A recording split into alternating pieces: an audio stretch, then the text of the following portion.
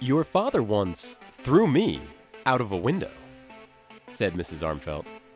The Desiree responded, Was it open? No, closed. I fell straight into a lieutenant colonel. He later became your father. You said my father threw you out. He became your father later, I said. Aren't you listening? My God, I loved him so. Which one? The one who threw me out the window, of course. The other one was adult. He never could do anything amusing. Recognize this quote's movie? Stay tuned to find out or check out the title of this episode of Talking Pictures Trivia. Welcome to Talking Pictures Trivia, the podcast in which a group of geographically challenged friends explore movies through trivia. I'm one of these friends and today's host KJ, and with me is Tom and Ragnar. Today, we are departing from our regularly scheduled programming to deliver you a rapid-fire format borrowed from our Talking TV Trivia subseries. We'll start with 4 essential trivia questions. The first question is worth 1 point, and each question after that is worth 1 more point. Then, we'll follow it up with a theme discussion, this week being Coming Down to Earth? Tom, tell us about today's movie.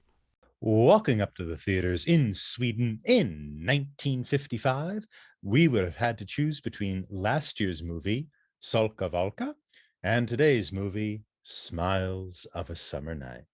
In Smiles of a Summer Night, we follow a number of love triangles and couples, starting with Fredrik Eigerman, a lawyer who is married to Anna Eigerman, who is much, much younger than him, and who has been making eyes at his son from his first marriage, Heinrich.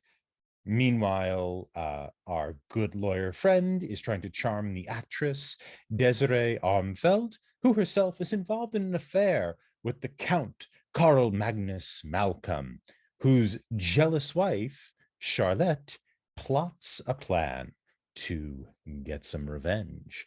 All the while, we have the extremely attractive maid, Petra, running around, flirting with a few people, stirring up some trouble, all of which collides in a grand party given by Desiree, in which our whole cast is invited and the love affairs are worked out. It's time for Question 1. Let's see if anybody gets this right. Question number 1. What can't Desiree's mother, Mrs. Armfeldt, protect a single human being from? Locked in. Locked in. KJ, what do you have? Suffering, but kind of cheating a little bit, Tom, because I think, well, there was a lot of text about this movie, audience, leading up to this. There were essays, there were, I don't know, maybe poems, stuff to read. But one of the lines that Tom really likes was this one, and I believe the answer is suffering. All right, Ragnar, what do you have? I think KJ, you're probably right. Suffering. I remember despair. Same ballpark, but suffering is probably the more direct translation. All right, and it is suffering. She says she can protect a single human being from suffering.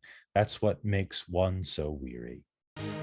It's time for Question 2. During the play, the character, played by Desiree, says that women have the right to commit manifold sins against husbands, lovers, and sons. Manifold sins except one. What is the one sin women do not have the right to commit? Oh, this is a hard one. Pass.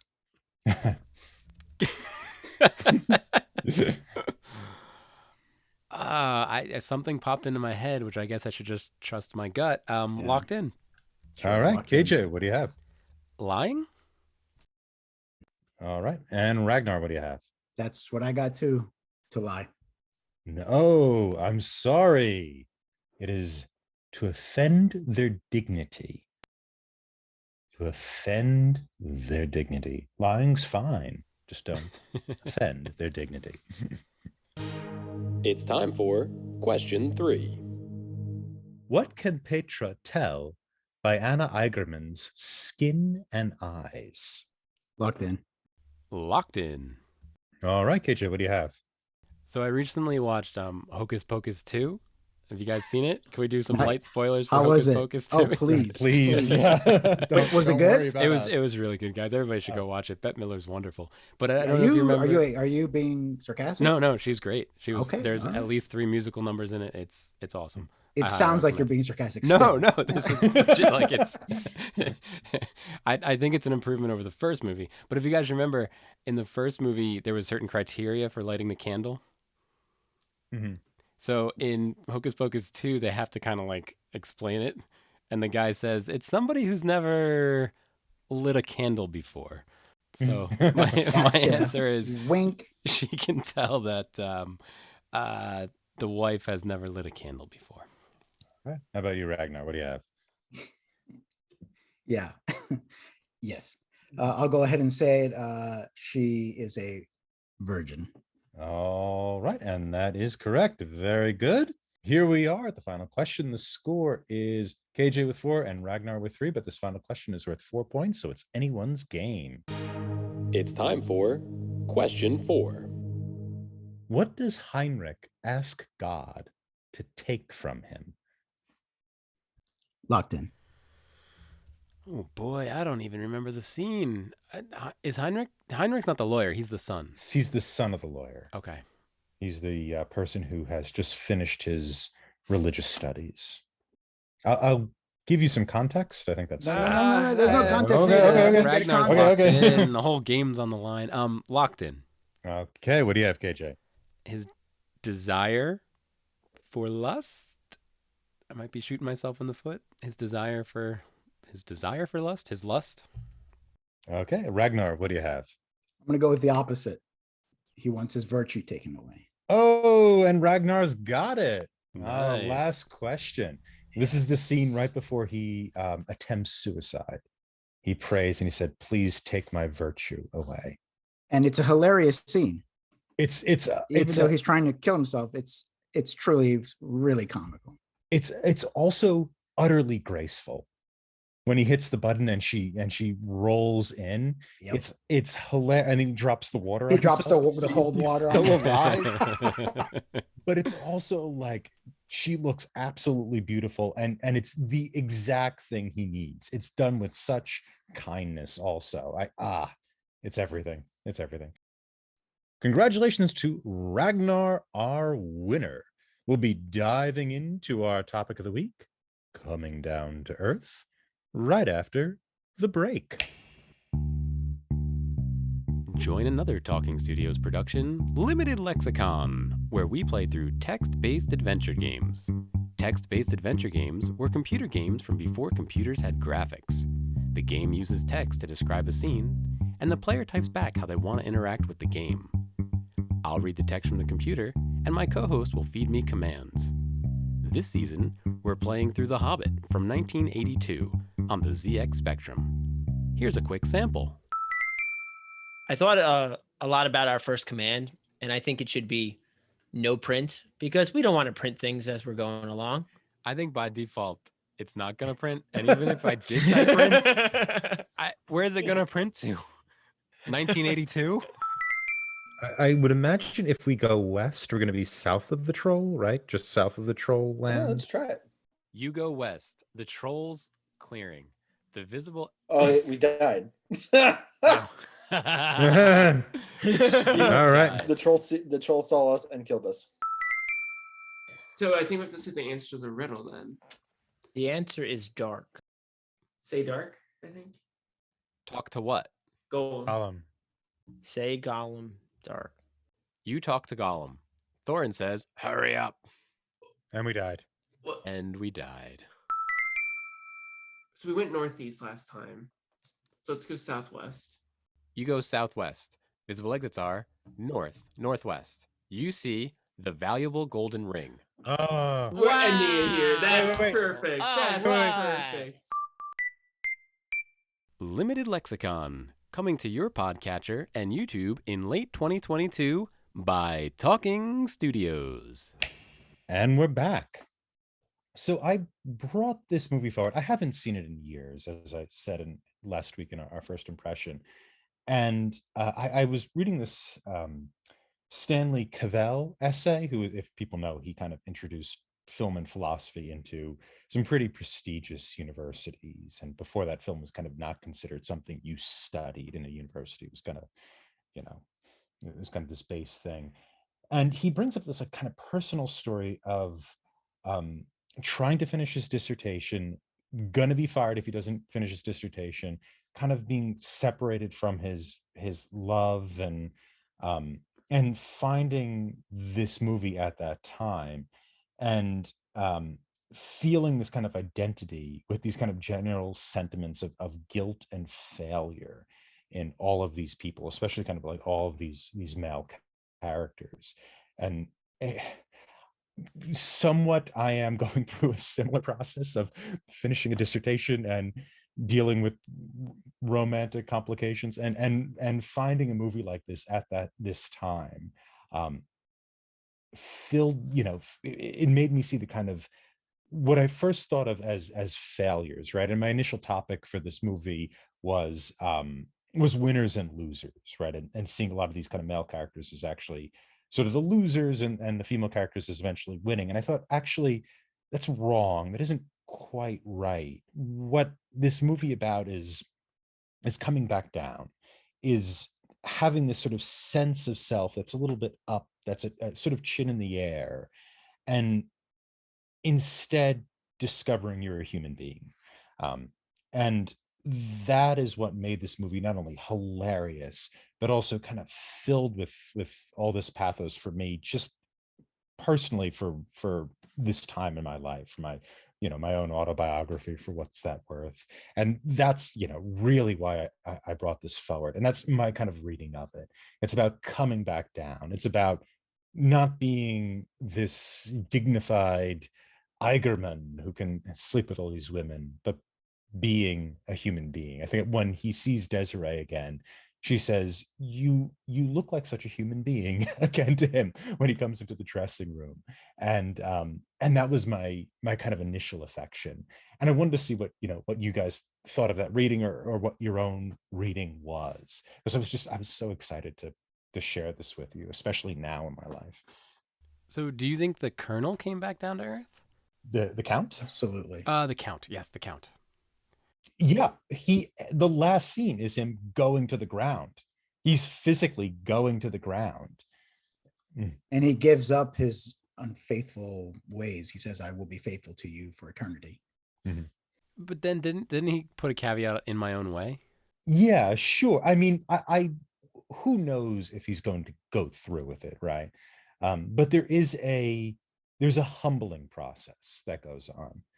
And it's not a humbling process in the same way that Frederick has. I mean, Frederick really is quite devastated at one point, we see. But there is still, his wife has really gotten the better of him at this point, I think. And I don't know, because at the dinner he says women can't seduce men, only men can seduce women. And I think what he's trying to say is he loves that game so much. That's what it's about. We're talking about Malcolm, right? the Count. Yes, the Count. Count. Yep. Yeah. Yes, the Count. I think he likes to go fishing. He's also kind of interested in having the fish for dinner, but really the fishing is the part that he likes. So I think he just loved this whole thing. Was he bested? Did he meet his match like the lawyer did? I don't know. I would say it's not as extreme a thing, right? I don't think he's not humiliated, certainly. I don't know if Ragnar, you agree or Well, I disagree with mean, it. so he's not the main character, right? Frederick is. Mhm. So the main character has the biggest transformation of all. But I do think that the Count absolutely goes. Maybe he does, like I said, maybe the fall isn't quite as large, but he does give in to his wife at the end. And he literally goes down on his knees, if I remember correctly. And this is a very proud man. And I think one of the funniest characters in any movie.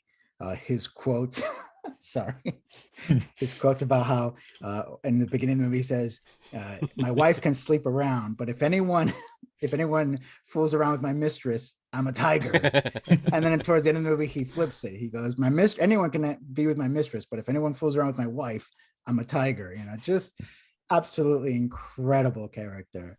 Yeah, that was a great line. But that's also why I think he's just playing the game and BSing everybody, even at the end when he's down on his knees on the ground. It could be, but I don't think he's a liar. I don't think he would say something that he doesn't mean. And he became quite poetic in the end. He said, for eternity and all 57 false sighs, or I don't know, he got very poetic. But I think he was genuine in his, because he thinks quite highly of himself. So he made it more of a gesture, that he's making a gesture rather than he's being taken down.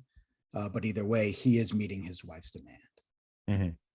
Yeah, I think it's the first time he meets somebody's demand, right? Up to that point, he tells people what to do. And here he is told. Absolutely. I mean, and that's why I think he thinks lying is beneath him. And he doesn't keep the secret of his mistress from his wife. He has no reason to lie. It's beneath him. He's supremely confident in everything he does and says. So when he does that, I think he means it.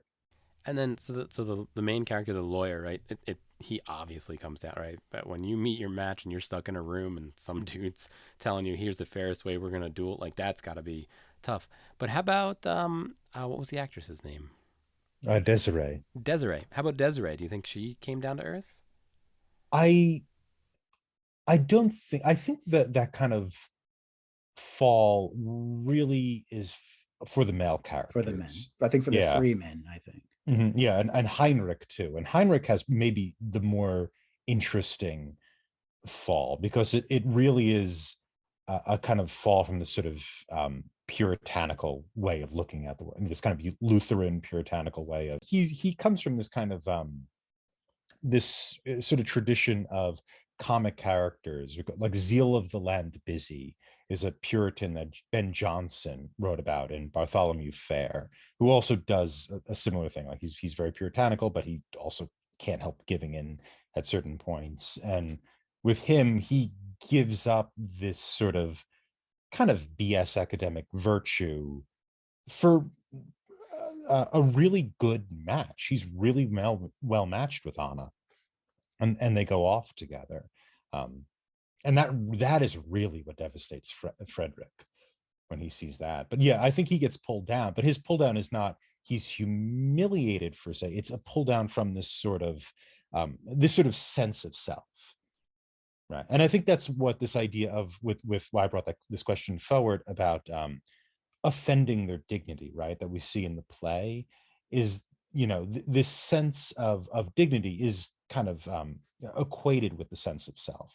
And so what these female characters understand is that if you take that away, you are really damaging these people. And in certain cases, that's necessary because we're in a sort of Midsummer Night Affair where love has to be rearranged in order for it to persist, right? This is something quite deliberately taken from Shakespeare's Midsummer Night's Dream, where people take the flower, right? The Puck stabs everybody, and the right, and by the end of it, the right people are in love. We see that scene echoed when Desiree's mother gives them the wine that supposedly has a kind of potion quality. And after they drink the wine, the right couples are matched up. What's different between this and Midsummer is that the men each have to fall in their own way in order to be matched correctly. The barrier to them being with the right person is dignity, be it the dignity of this kind of puritanical virtue, the dignity of this kind of alpha male dueler thing, or the dignity of being this wolf who can seduce all these women, who in fact isn't a wolf. He's a middle-aged lawyer, right? And I think that's what's going on in that scene with the wine being passed out. It was interesting how the men go through far greater transformation than the women. He has four main female characters who are all stunningly beautiful. Oh, yeah. And The only one Swedish. yeah, I know. Everybody in Sweden, it's just beautiful. I think what's her name? Petra, Harriet the Anderson. Yeah. yeah, Yes. it was Yeah. just like unbelievable. Yeah. And Bibi Anderson is in this too. She's one of the actresses in the Oh, in theater. the play. Yeah. An early Nice. role for her. But anyway. Nice. So she goes through kind of the most transformation, I think, of the women, from kind of like a self-proclaimed loose morals, perhaps. You know, she like laughs when she's asked if she's a virgin. She said, "Dear God, no."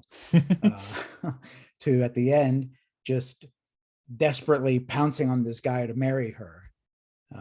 So it was interesting, but I did like Desiree's just like, we know what men want or what's good for men more than they know. So this is why we're going to justify this massive manipulation so that everybody ends up with who we feel is best. Yeah, that I do. Yeah, quite a lot. And we could also talk about Anna Eigerman too. Um, Anna, played by Ulla Jacobson, who a lot of these actors were sort of regulars in a theater in which Bergman directed, and so they had this kind of repertoire that they would go through for 7 months, and then they'd like make a play in the summer. So he worked with these women quite frequently, and the men as well. But what did you guys think of Anna? It's interesting. She's sort of the innocent, right? She and Henrik are both the two innocent ones. They don't quite understand it. I mean, she sees her husband almost as a father figure. Yeah. They've also never had sex. Right. That line has not been crossed. So she's a virgin. She met her husband when she was 16. They married when she was 16. And she finds that this sort of the spirituality of the son apparently like somewhat romantic. He does have a you can imagine in her eyes he has a sort of romantic tint, right, that other people just can't see. I mean, for Petra, this is just some fun. But for Anna, this is like a tortured romantic soul trapped in this sort of Lutheran cloth. And she's also like actually pretty heartbreaking when she kind of realizes her husband's has this uh, incredible love and lust for Desiree. I think it's a lovely performance. She is a very complex character because, like you said, she's 18 years old at the time of the movie. That she married at 16. 2 years later, they haven't consummated the marriage, and I think she's in a position where, and I'm going to be as PG as possible, she wants to lose her virginity, because there's a scene where her husband, fondles her, and she's kind of into it and getting excited, but confused because she sees him more as a father. And, especially when she has Petra kind of like literally whispering in her ear about how great having sex is and all that stuff. But then seeing the virtues and the torment and the romance of Hendrik. So she is very much torn by that. And like you said, on top of all that, she is still, even though she might not love Frederick, her husband, like maybe like a lover, she sees him more as a father figure. She's still extremely jealous, like you said, when she finds out about the actress, and to the point where she cries. So she's very, very complicated, and I think was very well portrayed by that actress. And in the end, I think her only path forward was to be with Hendrik, Mhm. and I'm glad that that's what she got. I loved when the count's wife comes to tell her about her husband's frivolities, Amazing, and she holds her own amazing, in that conversation, right? Mhm. That's brand new absolutely. news to her, and she turns it right back onto the count's wife. That was great. I really like that. That scene was one of the best in the films because not only was it so witty, the screenplay, the script was just so well written, but those two actresses just make it come alive. Mhm. Yeah, that's Margit Karlvest, who's also shockingly beautiful. Audience, if you see this movie for no other reason than the beauty of the four leads, that's a good reason to see it. But what do we think of the Countess, our good Countess Charlotte? I love her intro. I'll start this. I love her introduction scene. So her introduction scene, we first meet her when her husband is practicing shooting, and she starts shooting as well. And as it goes on, they're having an argument, and it ends with him leaving and her shooting at him and missing because it's a comedy. But it's still like this lovely little flirtation. And as they're talking, he's making plans to send roses to his lover with a message, and then roses to his wife, who's in the room with him, with no message. And I think it was red roses for the mistress and Mhm. yellow roses for the wife. Well, we're going to give lots of roses to Ragnar, who I'd like to once again congratulate for taking down this episode. You can find more of our content wherever you listen to podcasts on our YouTube channel, Twitter @Talking Studio, and our website, talkingpicturestrivia.com. We are extremely grateful for all those who subscribe, like, follow, and leave a review. What causes you to become a tiger? Let us know on Twitter, talkingpicturestrivia@gmail.com, or give us a call at 201-467-8679. All right, you can find me on Thomas Lehman 15 on Twitter. You can find me on Twitter at KJ10001000. Ragnar, thanks so much for joining us tonight. This was a great conversation. We love it when you come on. Absolutely. It's been a long time since I've been on, and I'm overjoyed to be back, especially with such a fine movie. We never talked about, I wanted to mention. Join us next time when we discuss American Animals from 2018 to see why MoviePass chose this as their first acquired movie. Stay tuned for our first impression of American Animals. Ding, ding, ding, ding, ding. Next week, we'll be discussing American Animals from 2018. Tom, how was your watch? Oh God. I watched it on the computer. I finished it off at work because I couldn't get through it the night before. I uh, so I think the worst movie we've watched, in my opinion, was Joker. This was biting Joker's butt, though, in terms of bad films. It's profoundly ugly in its sort of attitude, and its characters aren't very interesting. So and there's this aspect to it where the movie's kind of about what's true and what isn't. How is memory failing or affording us visions of the world that may or may not exist? And it doesn't do a damn thing. These kind of reflections on memory don't change a thing about the plot or really tell us anything about the characters that those kind of reflections wouldn't have told us. So the thing that the movie got a lot of credit for from critics, I found to be like sort of the strangest and most useless thing about it. I thought it was a very bad movie, though we finally got to see a full performance from the new Joker. So I guess that's something. How about you, Chris? How was your first watch? I'm not gonna lie, I kind of liked it. I definitely liked it more than you did. I look forward to our discussion next week when we actually do the full episode. I'm very curious as to why you didn't like it as much as you did. This is the first time I saw it. I watched it on my TV. It was streaming on Amazon Prime, I believe. I didn't know anything about it except what KJ had told me that it was a movie that MoviePass had decided to produce because they were decided to distribute because they had analytics that said it was going to be great. I could definitely see where some of the influences come. Like they even do an homage to Ocean's 11, like right in the middle of the heist of it, which is on the nose. It was as on the nose as you could possibly get.